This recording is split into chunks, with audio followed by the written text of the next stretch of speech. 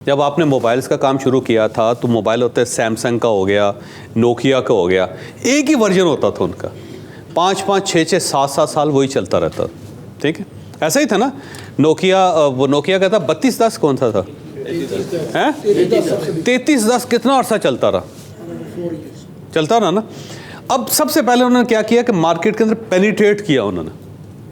जब पेनिट्रेशन उन्होंने सोच लिया ना कि हमारे 1 अरब मोबाइल बिकने चाहिए या हमारे ये 50 करोड़ बिकने चाहिए, जब वो बिक गए ना तो फिर उन्होंने अगले वर्जन्स पे गए, फिर उन्होंने वर्जन्स पे जाना शुरू कर दिया।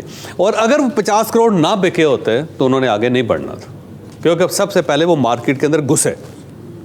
और जब मार्केट के अंदर घुस गए, जैसे कोकोला मार्केट के अंदर घुस गया, जब घुस गया तो फिर अब उसने फ्लेवर्स और वर्जन्स में गया।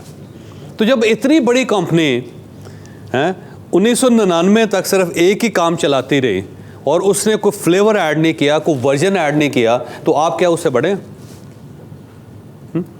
जब आप उससे बड़े नहीं हैं तो फिर आप नए पंगे क्यों ले रहे हैं?